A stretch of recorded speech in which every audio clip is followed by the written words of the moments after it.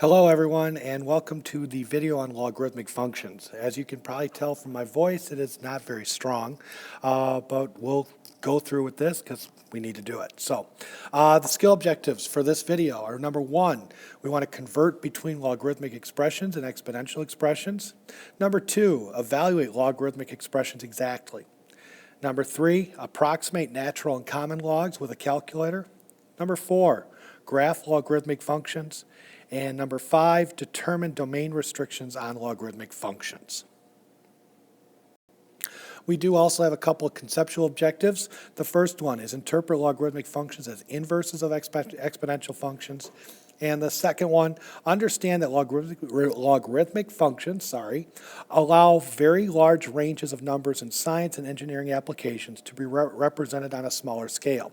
That is a very helpful thing because of the fact that as I say to you a lot of times, big numbers are harder to work with than smaller numbers. So if we can convert them into a smaller scale, it's a little bit easier to work with.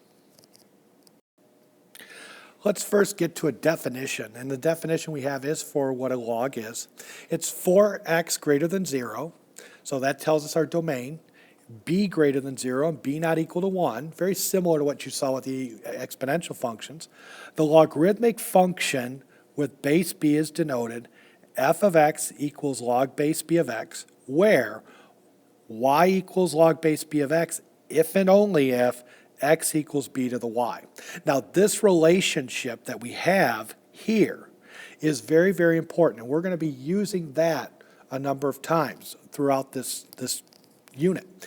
Now what this does is it allows us a way to go between a log notation and exponential notation. You'll need to notice the base here is the base of your exponential. The answer to the log is the exponent on the base, and what's in the log is what that exponential will equal.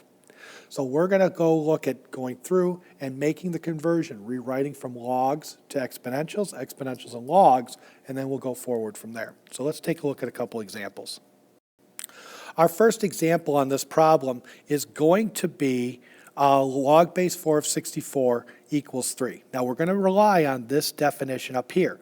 Y equals log base b of x if and only if x equals b to the y. So I'm going to take this expression from logarithmic form and write it into exponential form.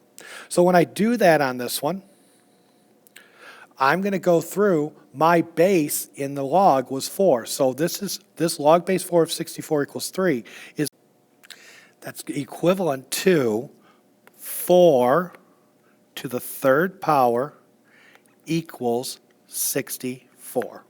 So I've rewritten that log in an exponential form. What I'd like you to do right now is pause the video, do the same thing for log base 25 of 5 equals 1/2. See what you come up with. In this case, when you rewrote it in its exponential form, notice that your base was 25, y is 1/2, and x is 5. So I give 25 to the 1/2 power is equal to 5. That's what you should have come up with. Now let's take a look at the next part. What we're going to do here is we're going to take something in exponential form. So now we're working with the x equals b to the y, and we're going to write it as a log. Now again, recognize what your base is. What's supposed to, that x, what your exponential is equal to, is what goes into the log. And again, the answer to a log problem is going to be the exponent that you have on the base. So in this case, when I look at 128 equals 2 to the 7th, if I want to write it as a log, my base is 2. So I'm going to have that log base 2 of 128 is equal to 7. That's how I would rewrite that exponential as a log. I'd like you to do the same thing now with 1 over 36 equals 6 to the negative 2. So write that in logarithmic notation. Pause the video, do that, and then come back and we'll go over what the answer should be. When you did this problem, you should have come up with log base 6 of 1 over 36 equal to negative 2. In this case, your base is 6, so that's going to be in the B spot. The exponent on 6 is -2, so that is y from up here. And the 1 over 36 goes in the x spot. So I can go through and just plug everything, those values, into their appropriate spot here, and that would give us our logarithmic form. Now let's talk about how we can go and find the exact values of logarithms. Okay, and to do this, what we're going to do is we are going to use the fact that if b to the x equals b to the y, then I know x is equal to y. If I have the same number raised to powers, and I know that product is equal, I know that the exponents have to be the same. Now, when you go through, if you're going to evaluate a log problem exactly, the one thing that must be true, it must be true that the base that you have and what's inside the log have to be powers of the same number.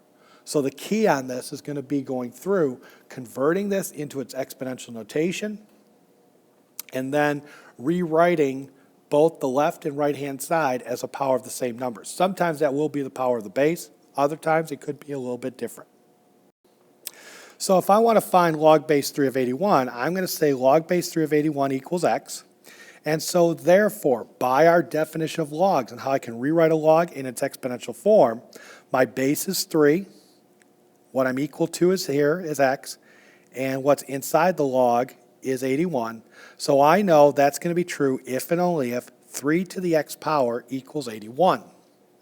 Now 81 happens to be a power of 3. It is 9 squared, or also 3 to the 4th. So I know 3 to the x is equal to 3 to the 4th. And therefore, by this rule up here, that if you have the same base on both sides, then I know the exponents have to be the same. I know, therefore, I can say x has to be equal to 4. And so I can find that the exact value of log base 3 of 81 is equal to 4. What I'm going to have you do now, we're going to go, in the next slide, there's going to be a couple of problems, and I'm going to ask you to go through and evaluate those. So if we have 2 different log problems, and I'm going to ask you to pause the video in a second to do those. The first one is log base 4 of 1 over 16, and the second one is log base 3 of 243. So what you want to do is think of those as both equal to x, write both sides as a power of the same number, and then go through and solve for x. So pause the video. If you need to, take a look back at that other example that's either in your notes or back in the slide, and follow that process over. But go through and see what you come up with on both of these problems. And then when you come back, we'll talk about what should have happened. Welcome back.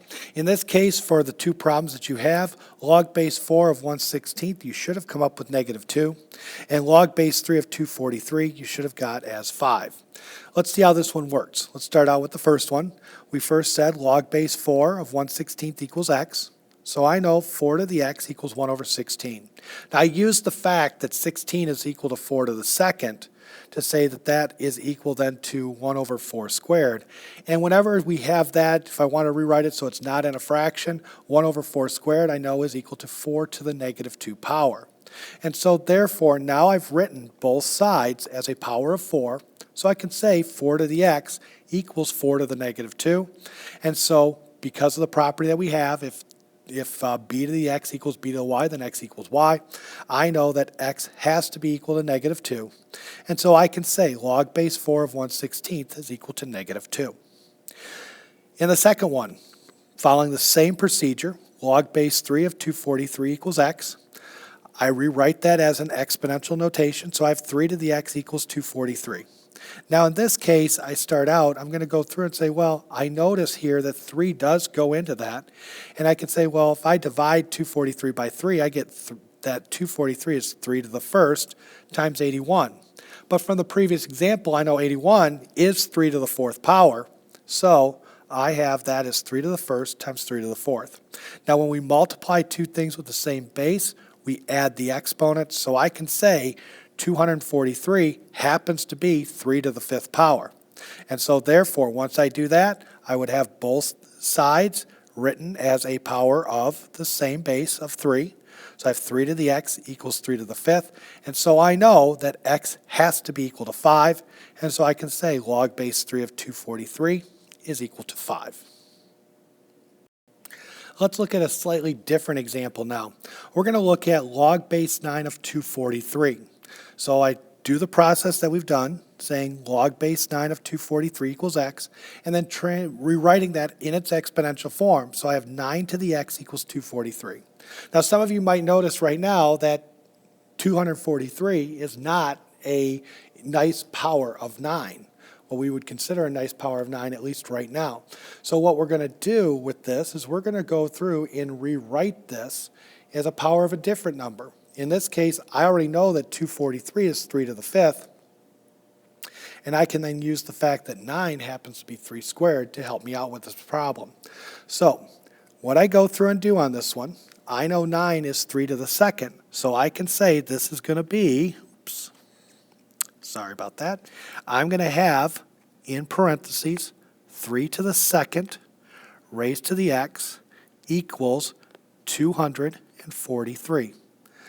Well, power to a power, we multiply the exponents, so I can say 3 to the 2x.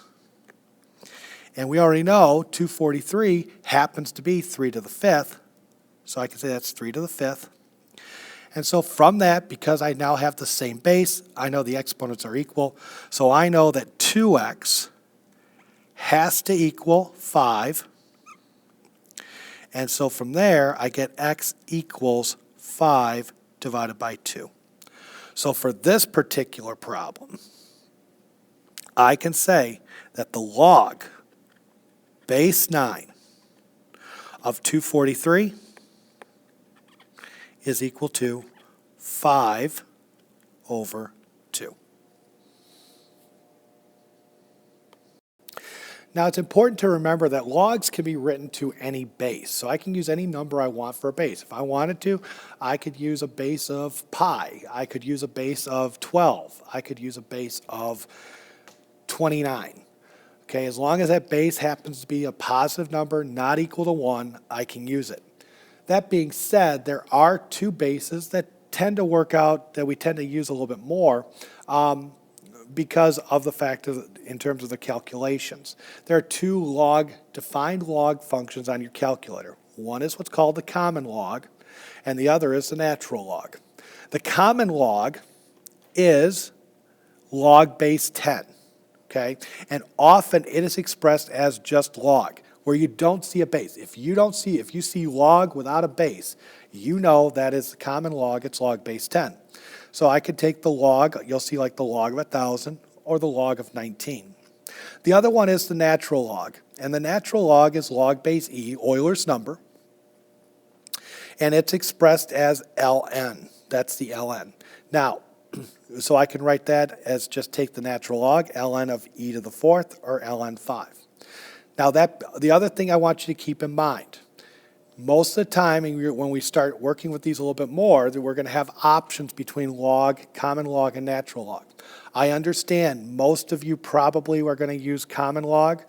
I will tell you, based on calculus background, that the natural log is actually the one I tend to use the most in terms of the two types of logs. So what I'd like you to do right now is I'd like you to pause the video, and I'd like you to go find on your calculator the log and the natural log button. And I would like you to go and evaluate these 4 log problems: log of 1,000, log of 19, natural log of e to the 4th, and the natural log of 4. So go ahead, pause the video, do those calculations on your calculator, and when we come back, we'll talk about what happened and what came up. Hopefully you were able to find both those buttons on your calculator. If not, make sure to ask about it when you come to class next time. The common log of 1,000, you should have gotten 3. And the log of 19, you should have gotten 1.27875, blah, blah, blah, blah, blah, more decimals. Basically, if you round it to 3 decimal places, you would get 1.279. In terms of the natural log of e to the fourth is 4, and the natural log of 5 comes out to be 1.6094379, or about, when I round it to 3 decimal places, 1.609. Now, a couple things I wanted to tell you. Why did the 2 that came out to be nice integers, why did that happen? Well, the reason for that is because what's inside here happens to be a power of your base. In the terms of the common log is log base 10, and 1,000 is 10 to the third power. In this case, natural log is log base e, and we have e to the fourth already written as a power. So that's why it ended up like that. The other thing I want to talk to you about, too, with this is in terms of rounding. Rounding should only take place once you finish an answer, once you've completed calculations.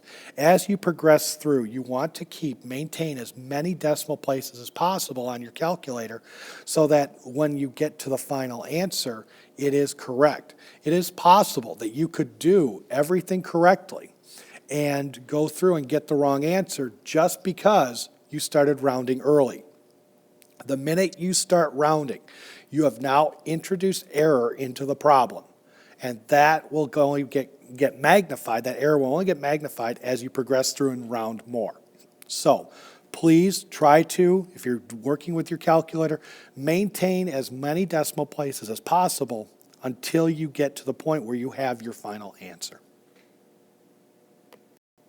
Now let's take a look at the graphs of the log function. Now I want to do this, I want you to recall that we have y equals 2 to the x, and this was from the last video. And we had that when x was negative 2, y was 1/4. When it was negative 1, y was 1/2. 0 and 1, every exponential function of that form went through that point. 1, 2, 2, 4, and 3, 8. So I graphed that in blue right here. Okay. Now the other thing I want you to recall is that log base b of x equals y if and only if b to the y equals x. Now you might remember that when we talked about exponential functions, we had y equals b to the x. That was our definition of an exponential.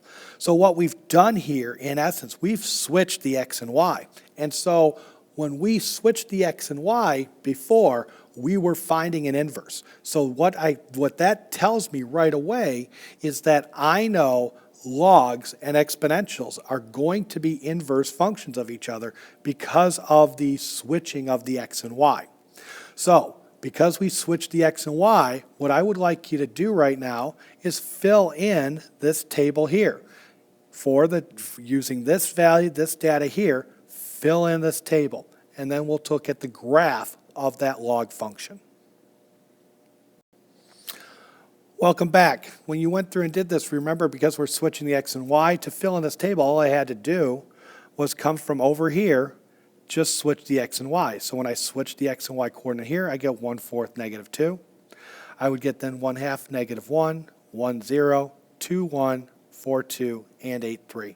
And if you look here, I've attempted to graph them there as best I can. Obviously, it's going to be a little bit off because it's a small graph and my scaling could be off, but that's pretty close to what those points are.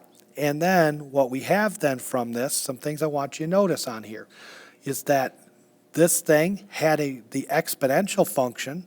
When that exponential function had a horizontal asymptote of y equals 0. With the log function, because again, since I switch x and y, it should come as no surprise that it's going to have an asymptote at x equals 0. And so therefore, it's going to have a vertical asymptote. So it's just going to come real close here, go through those points, and head off in this direction. So that is the graph of a log function. Also, if you look at the log function, it is going to be a reflection because they're inverses. Exponentials and logs are inverses. It will be a reflection over the line y equals x of the exponential function. So to summarize here, the relationship between exponential graphs and logarithmic graphs. In an exponential graph, we have a y-intercept of 0, 1, and that was always the case. Logarithmic graphs will always have the x-intercept of 1, 0. Remember, because domain and range switch when you deal with inverses, it should come as no surprise then that the domain of an exponential function becomes the range of my log. And the range of the exponential function is the domain of the logarithmic function. And the last thing is, as we mentioned before, since we have a horizontal asymptote at y equals 0, when we switch x and y's, we're going to get a vertical asymptote at x equals 0. These will be things right here that will be true about the graph of every basic logarithmic function. Now, these things can change by shifts in any transformation, but if you're just dealing with a basic y equals log base b of x, and you want to graph it, these things will always be true. The only other thing, the last thing we want to talk about in this video is going to be the domain of a logarithmic function. Now, there's a key idea here, and you must remember this. You can only take the log of a positive number. We're working now with just real numbers. We're not going to be dealing with complex numbers in this chapter. So therefore, whatever you take the log of has to be a positive number. It can't be 0. You can't take the log of 0. You can't take the log of a negative. So therefore, what that does for me in terms of evaluating these things to find a domain, the new domain of the log, I know that whatever is inside here has to be greater than 0. So what I'm going to do with that is I'm going to take that, what's written inside, in this case x plus 9, and I'm going to make that greater than 0, and then I just solve it for x. So when I do that, I just subtract 9 from both sides, I get x greater than negative 9. So the domain of this first one, where we have log base 4 of x plus 9, the domain of that function is going to be all values of x greater than negative 9. So that means that I will, in this case, for this particular function, I am going to go through, this actually shifts it. We should recognize that that is a horizontal shift to the left of 9 units. So my vertical asymptote is going to be at x equals negative 9.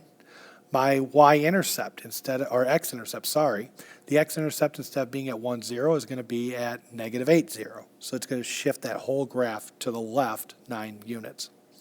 What I'd like you to do is pause the video, and I want you to find the domain of y equals the natural log of 7 minus 3x. Remember, use the idea that whatever you're taking the log of must be a positive number. So pause the video, see what you come up with.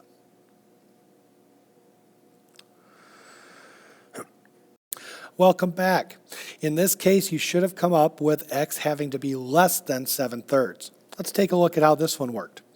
We start out with the fact that if I'm going to take the natural log of 7 minus 3x, I know whatever's inside that log function has to be greater than 0. Doesn't matter what the base is. I just need to know whatever's inside has to be greater than 0. So I said 7 minus 3x is greater than 0. Then I went through to solve it for x. I went through, subtracted 7 from both sides. So I have negative 3x is greater than negative 7. At this point, I have to divide by negative 3. And remember, when you divide by a negative, you are going to switch that inequality. So I have negative 3x divided by negative 3 is now less than negative 7 over negative 3, which when I reduce that and simplify it, I get x is less than 7/3. This now does conclude the video for the logarithmic functions. I'm sorry about the length. There's just a lot of stuff I needed to cover in this one. So in class, we will take a look at some of the application problems. We'll do a couple of examples of the application problems, plus maybe talk a little bit more about graphing, and then work on the problems that are on the assignment sheet. So I hope you have a good evening, and we'll see you in our next class.